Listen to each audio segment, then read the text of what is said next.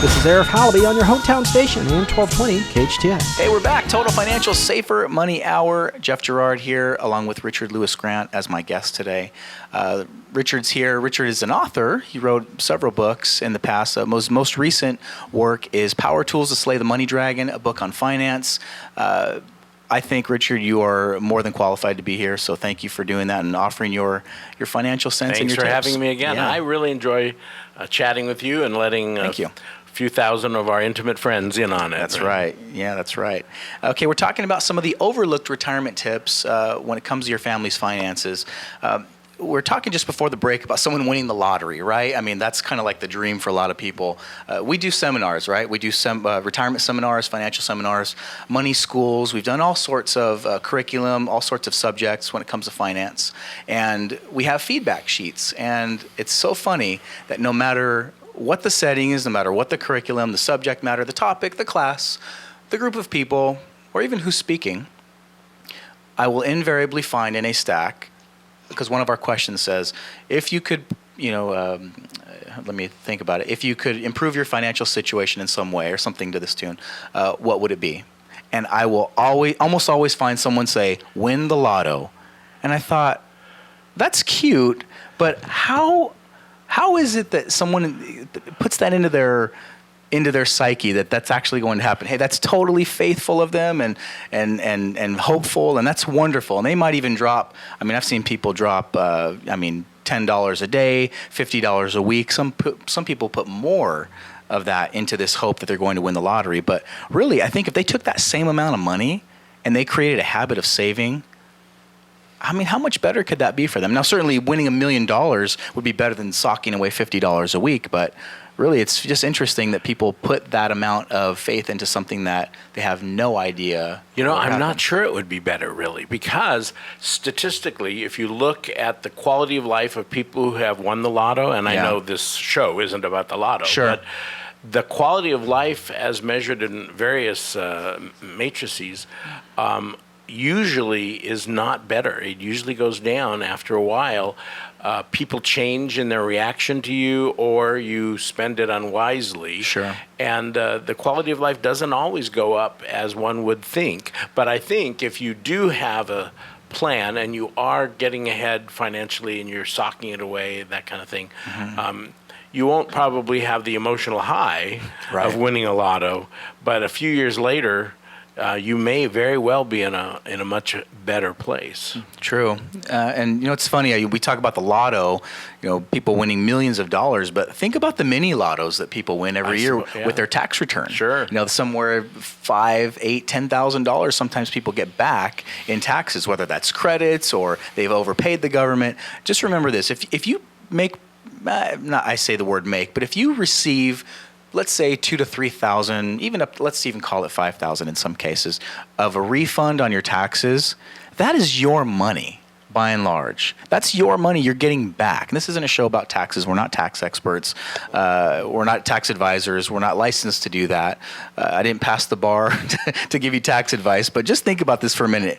The chances of you getting getting money back on your tax return, that's your money coming back to you. That means you've overpaid. Thinking that you can go out and just blow that on something, I think that's kind of ridiculous. And look, a lot of young people do it, young families where they maybe couldn't afford to, pay the car registration all at once or the homeowner's insurance all at once or whatever have you, whatever big ticket item.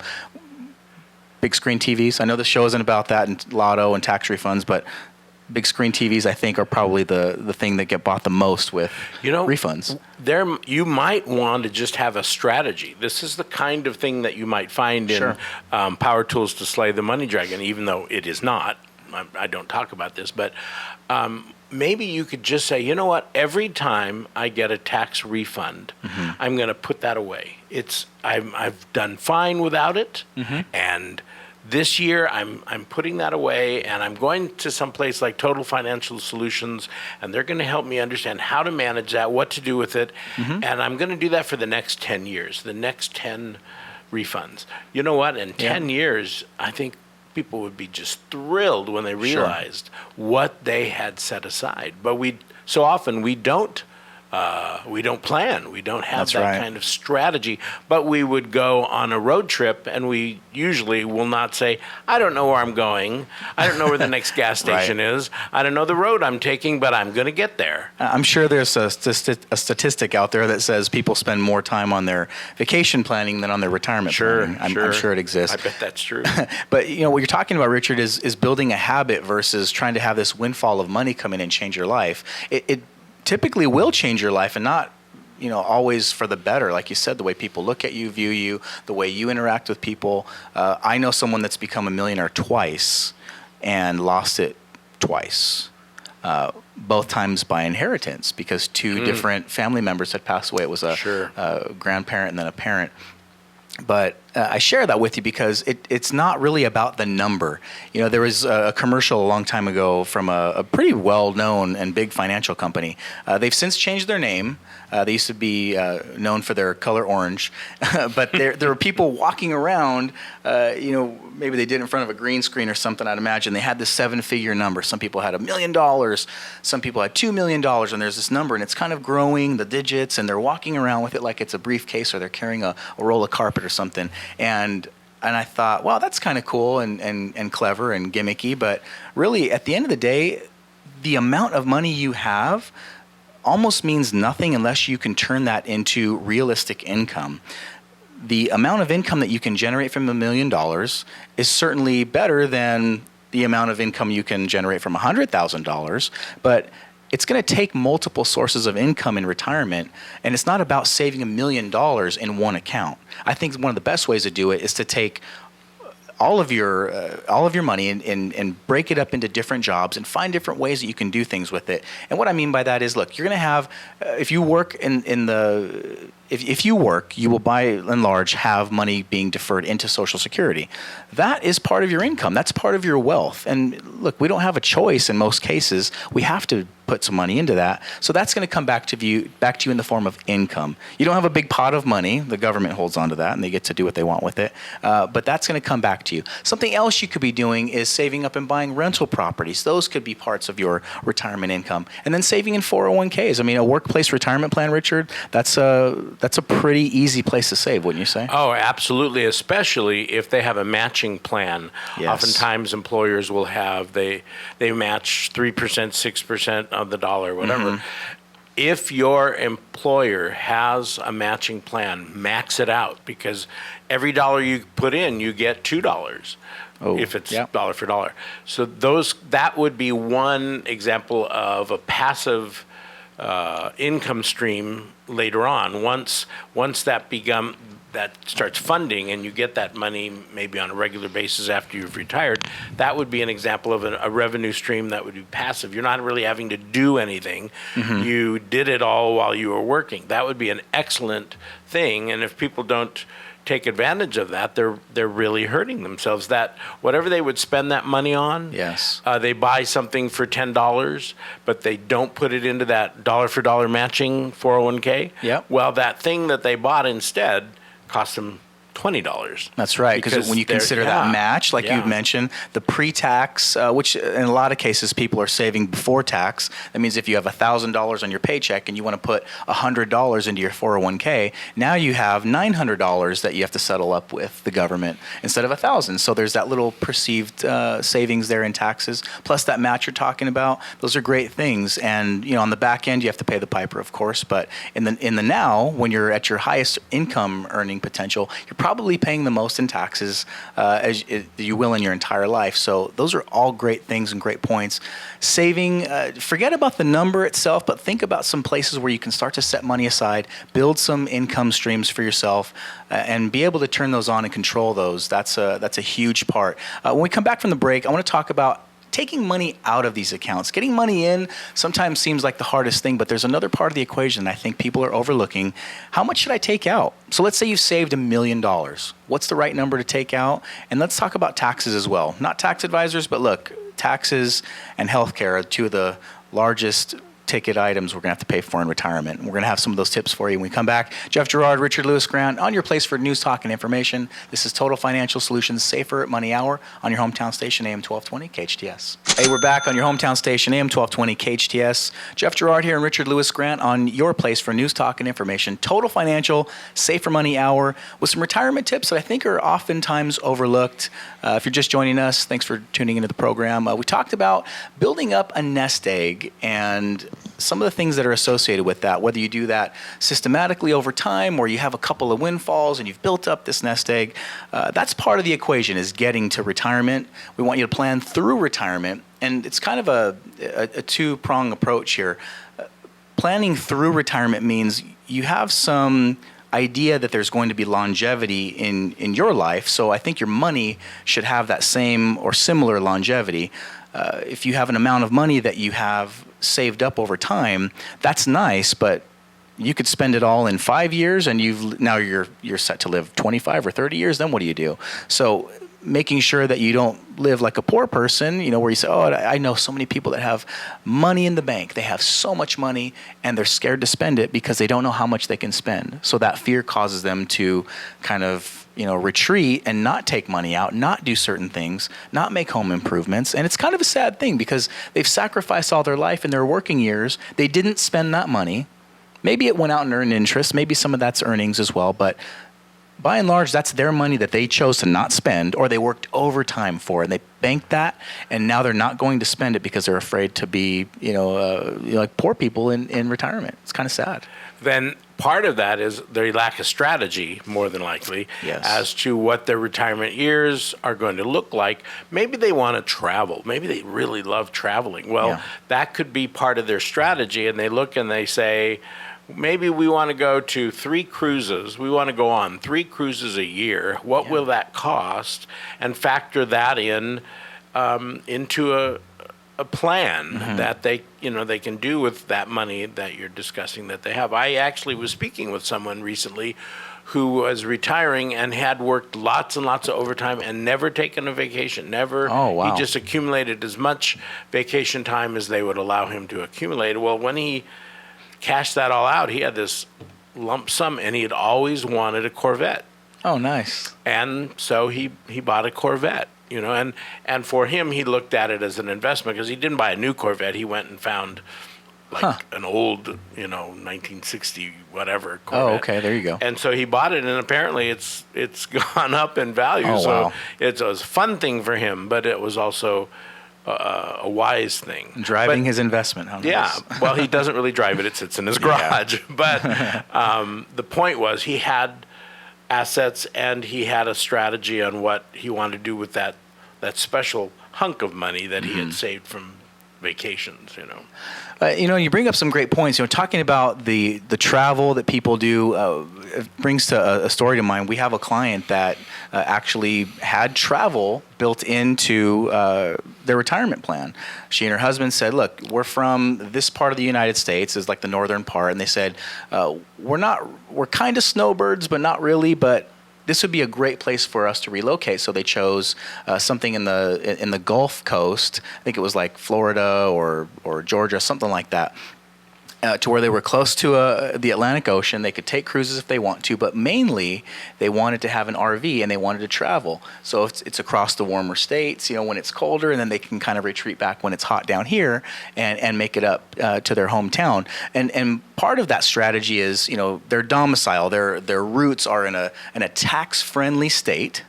So, and I know before our show, Richard, you were talking about some folks you were talking with. When it comes to retiring, the location is also a big factor, because let's say you've earned most of your money in a state like California or New York where there's really high tax rates. You retiring in that same state, you're going to be still subject to the federal tax bracket wherever you land as far as your income goes, but the state in which you retire also taxes you. If you go to a tax-friendly or even a state that has no state tax, that's like getting a 10% bump, going from 10%, which is about what it is in California, to no state income tax. You just got a pay raise of 10%. That's a great strategy. That family that you're talking about emailed me after having read my book, and they just were wanting to tell me they had moved out of California into another state, and they were explaining how the book impacted them. There is nothing in my book that says go move out of California. I don't deal with that, but there are principles, and they internalized those principles, and for them, they realized they could cash out here. They went to a state where they liked the climate, et cetera. They bought near a lake, and in discussing it with their family, with their kids decided all to relocate there as well the next few years. So, even though I wasn't talking about becoming leaving California or any of that kind of stuff, they took the principles, they looked at their financial condition, and they made a strategy. They made a plan, which they then executed, and then they just sent me an email and told me about it.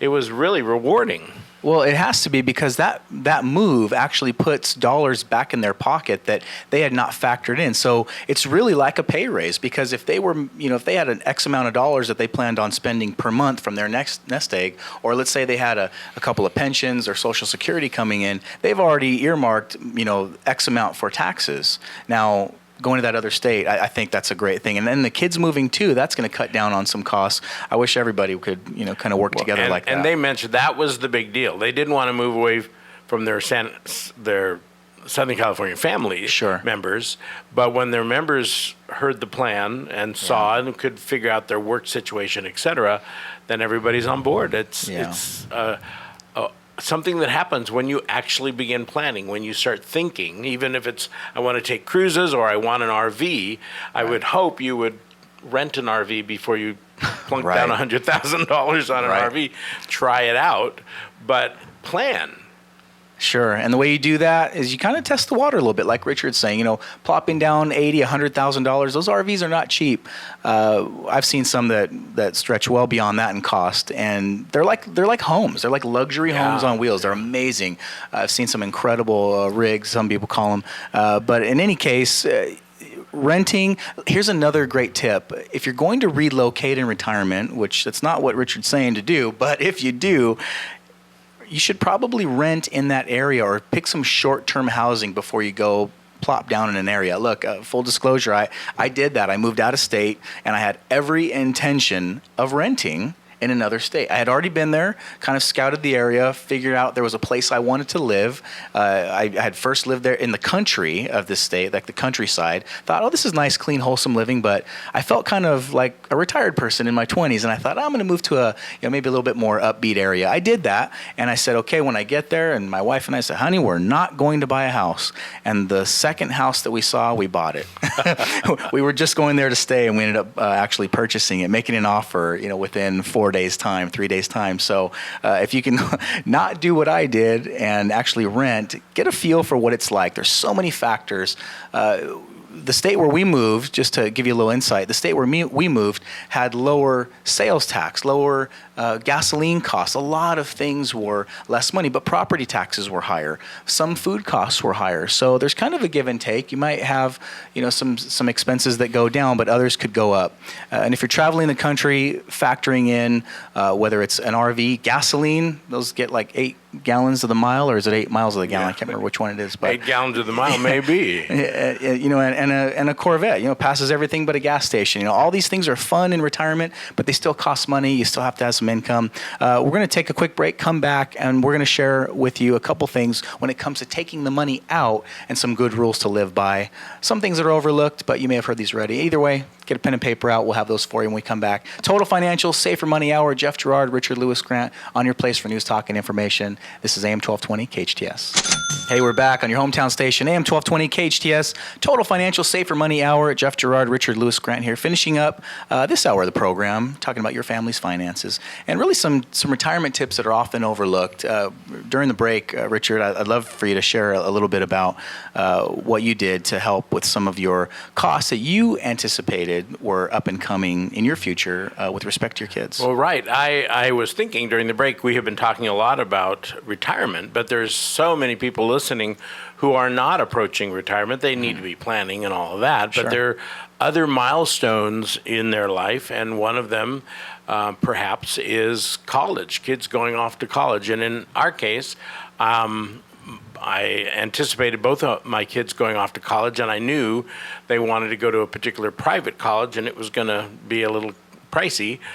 And so as we made our plans and we were looking at the costs, I just got a wild idea, and I tried it, and I worked on it, and probably 2 years or so before the first one started going to this college, I got a job there as a teacher, a part-time teacher. I just taught That's excellent. one night course, but faculty got a discount on tuition. And so when my firstborn went there, I was able to make use of that discount. I didn't get that job so that I would get paid. I mean, I did get paid. Sure. I essentially took all that money that I got from being paid and put that aside to help with tuition. Sure. But I was going after the discount, the faculty discount. And when my second graduated from that same college, I didn't teach anymore because I wanted to do other things. And all I'm really saying is think outside the box a little bit with your milestones. When you're looking and there are financial things that you're approaching, try to see if there are other things that you can do than just plunking down cash. That's right. College funds, college tuition, that's all paid with after-tax dollars for the most part. I mean, sometimes you can put money into like a 529 plan or some type of college tuition program, and you might get a tax break going in.